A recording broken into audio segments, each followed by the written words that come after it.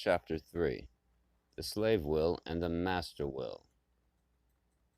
All deep students of psychology discover that the will is the innermost garment of the ego, the mental sheath which lies beneath all the others and which clings closely to the substance of the ego, so closely that it can scarcely be distinguished from its wearer.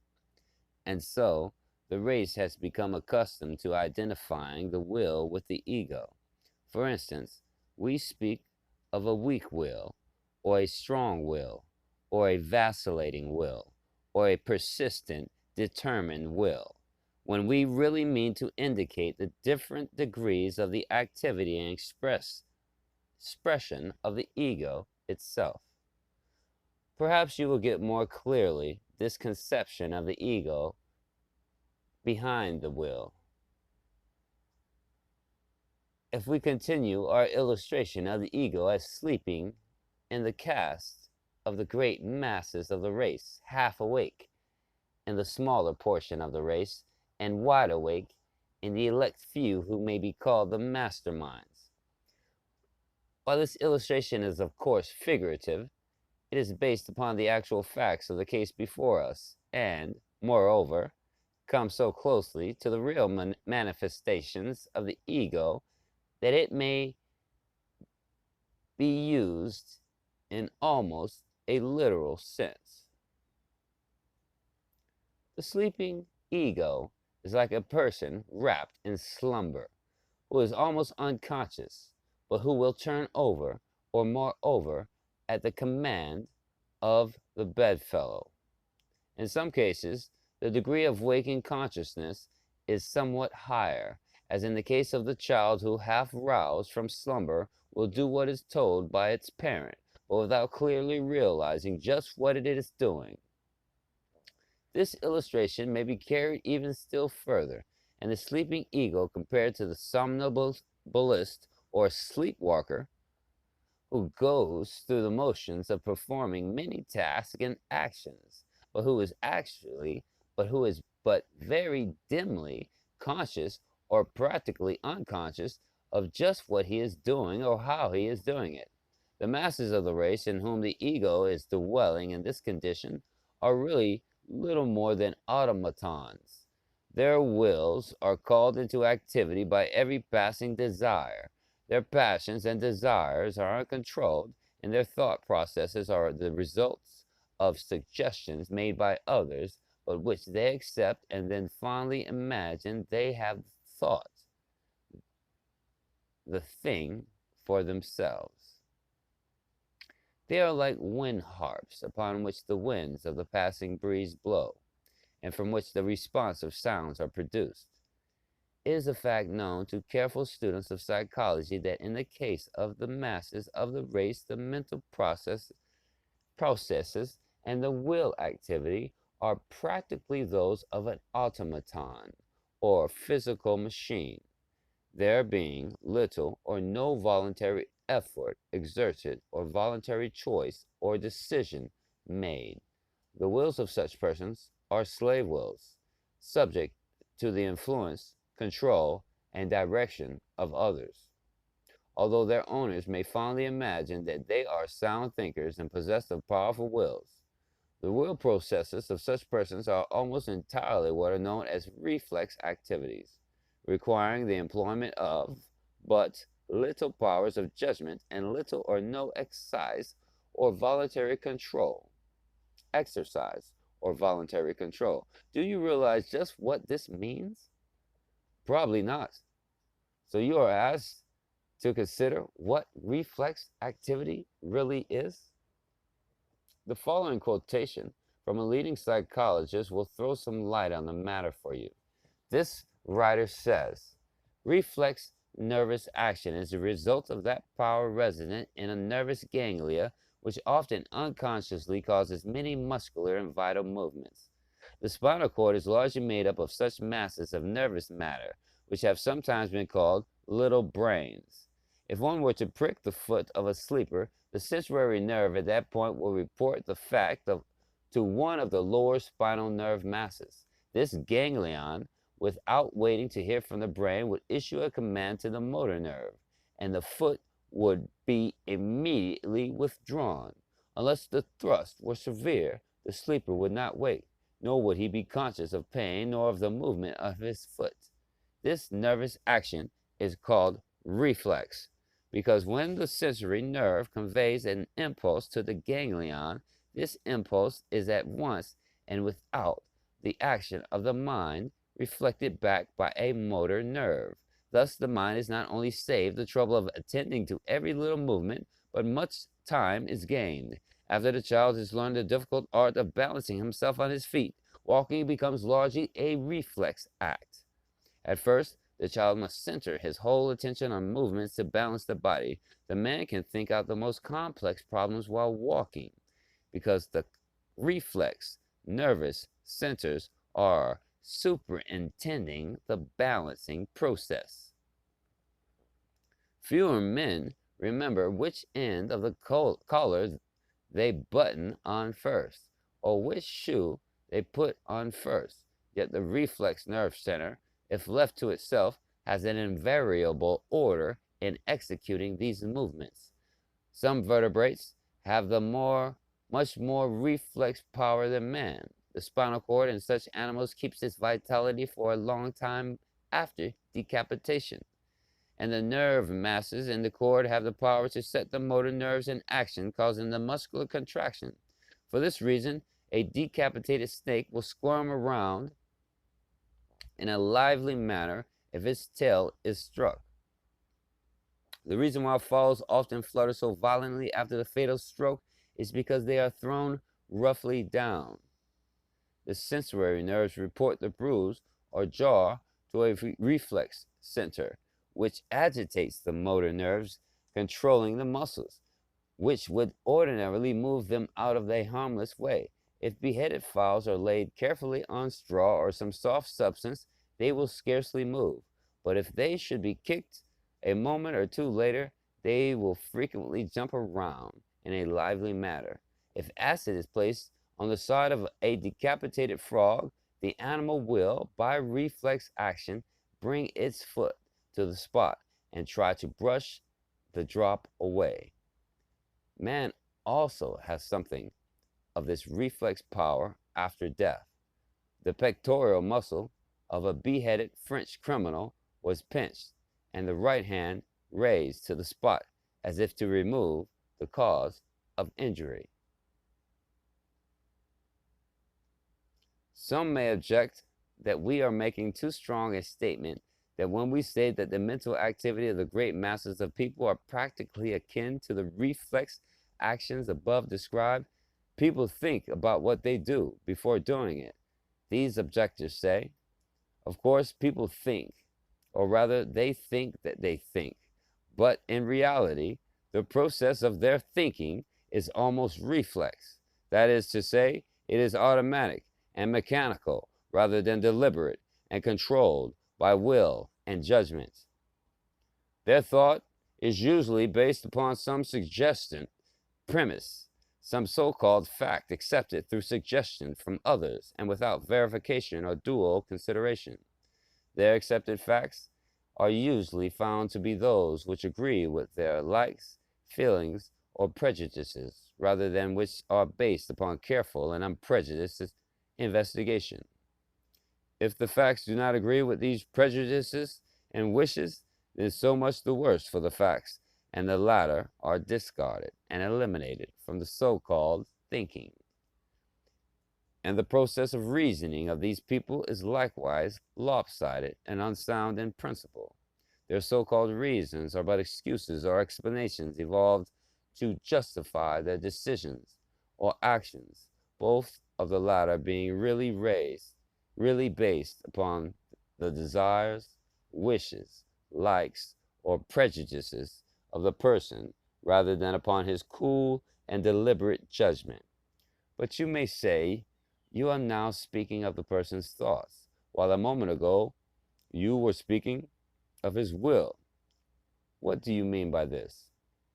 Simply this, good reader, that thoughts take form in action, and all will actions are based upon thoughts or feelings. Therefore, if the person's thoughts are reflex, then his will action is likewise. We have spoken of the reflex character of the man's actions, which were based upon his thoughts. Let us now examine his actions based upon his feelings. We will soon discover that these two are practically reflex. It is held by the best psychologists that practically all voluntary acts of will result from the power of desire. This, of course, includes actions resulting from fear or repulsion, both of which are but negative phases of desire, being the desire not to experience. But this does not imply by any means that all desires result in will action. On the contrary, in the person of self-control, the greater portion of his desires are inhibited, restrained, controlled, or even killed. The rule is this: the greater degree of willpower of the individual, the greater his degree of control over his desires. And as we have seen that the degree of willpower is the degree of the wakefulness of the ego, it follows that the greater the wakefulness of the ego, the greater the degree of its control over the desires found within its mental realm.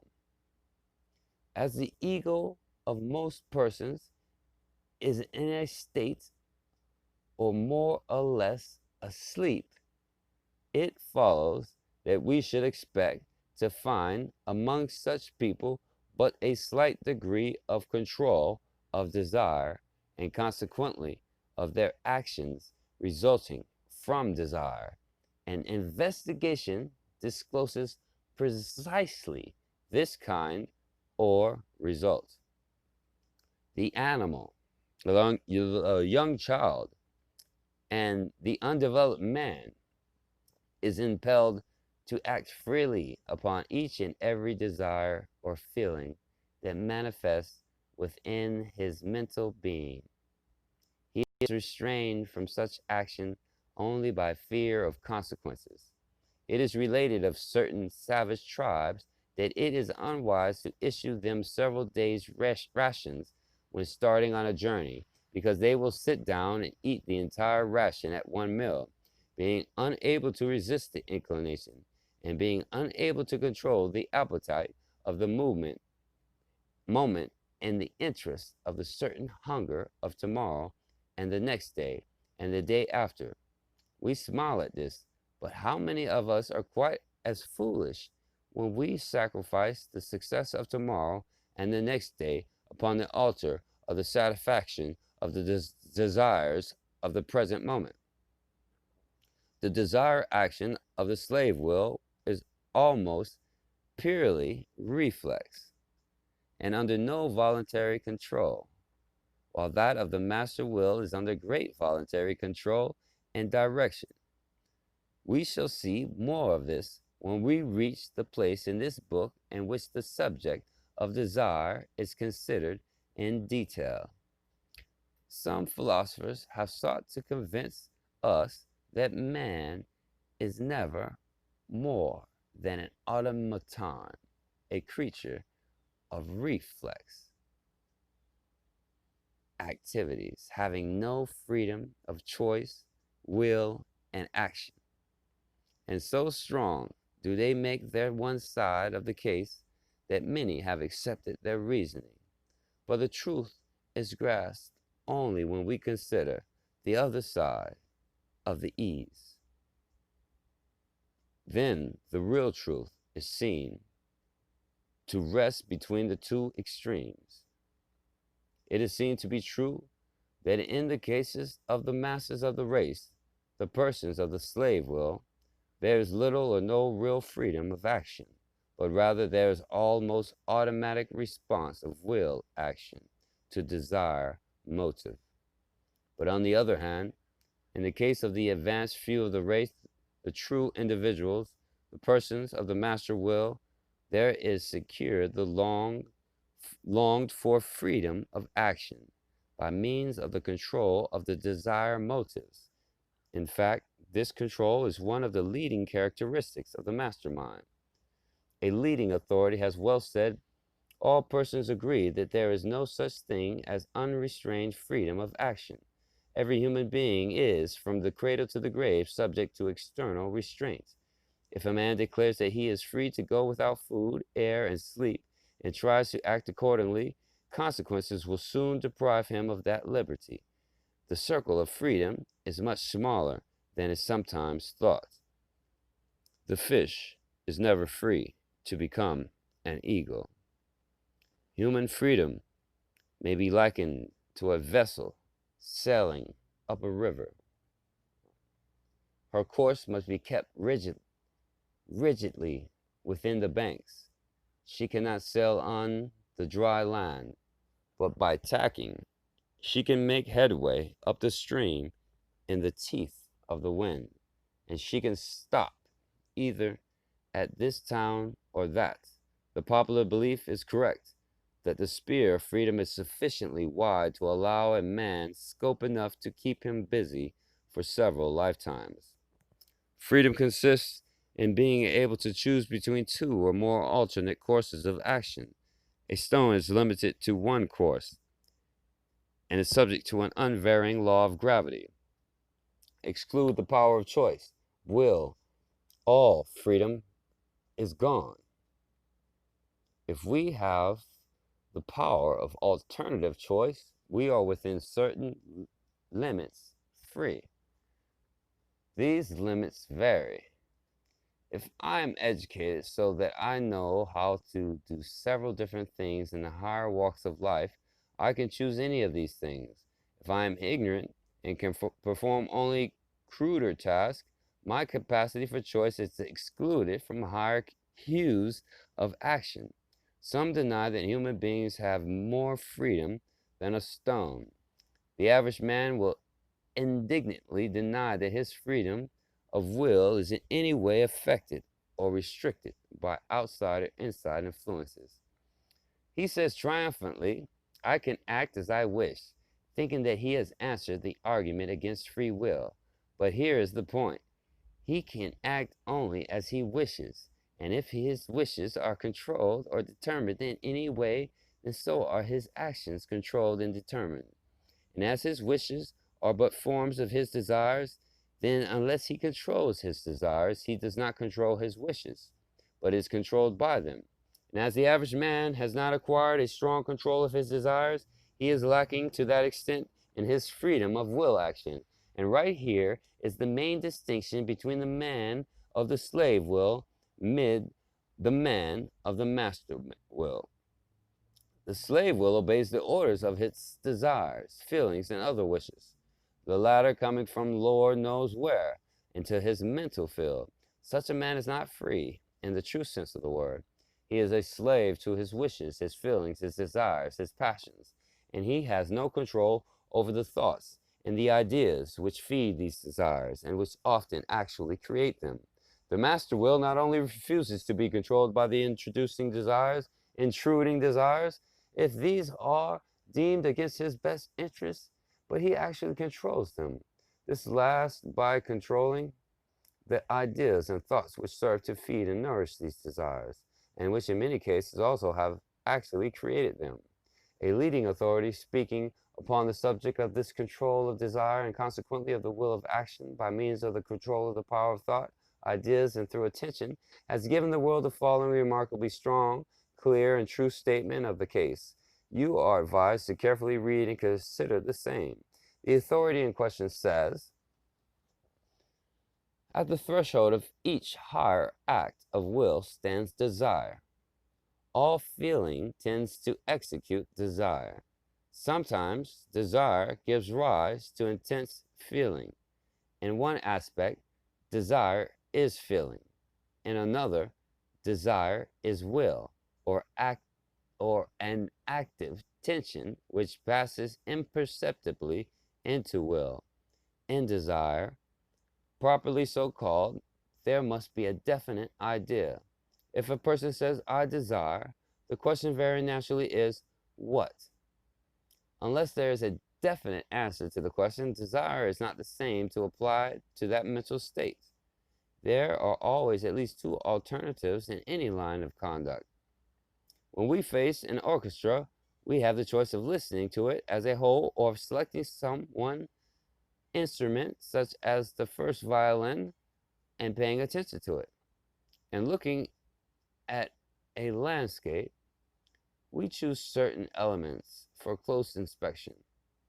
Our world is, therefore, very much what we choose to pay attention to. If we visit the tropics and choose to heed nothing but the venomous animals, the land will be chiefly one of snakes and centipedes. If we look principally at the birds and the flowers, it will be to us largely a clime of song and perfume. Ideas detained in consciousness tend to fan the flame of feeling. These ideas may be dismissed and others summoned to repress the flame of feeling. In the higher type of action, the will can go out only in the direction of an idea. Every idea which becomes an object of desire is a motive. It is true that they will tend to go out in the direction of the greatest motive, that is, toward the object which seems the most desirable. But the will, through voluntary attention, puts energy into a motive idea and thus makes it strong. It is impossible to center the attention long on an idea without developing positive or negative interest, attraction, or repulsion. Thus does the will develop motives. We may state it as a law that they will determine which motives shall become the strongest by determining which ideals shall occupy the field of consciousness. We have seen that emotion and desire arise in the presence of ideas, and that the will has influence in detaining or in banishing a given idea. If one idea is kept before the mind, a desire and a strong motive may gather around that idea. If another idea is called in, the power of the first idea will decline. The more Macbeth and his wife held before themselves the idea of the fame and power which the throne would confer upon them, the stronger became the desire to kill the king, until finally it grew too strong to be mastered. They were, however, responsible for nursing the desire. Had they resolutely thought of something else, that desire would have been weakened. The person who feeds a bad desire with the fitting ideas will find that someday the desire will master his will. In the capacity for attention, we have the way to the freedom of the will. Voluntary attention makes the motive. The motive does not make the attention. Hence, the motive is the product of the will. If I withdraw my attention from a motive idea, it loses vigor, like a plant deprived of air and moisture. By sheer force of will, many a one have withdrawn his attention from certain temptations, centered it elsewhere, and thus developed a counter motive. As we center our attention upon one thing or another, we largely determine our mental happiness and hence our bodily health. One person in walking through a noble forest may search only for spiders and venomous creatures, while another confines his attention to the singing birds in the branches above. From the above, it is seen that the only way to develop and maintain a free will is to direct the attention and thought by means of the awakened ego, the master mind, and the mind master.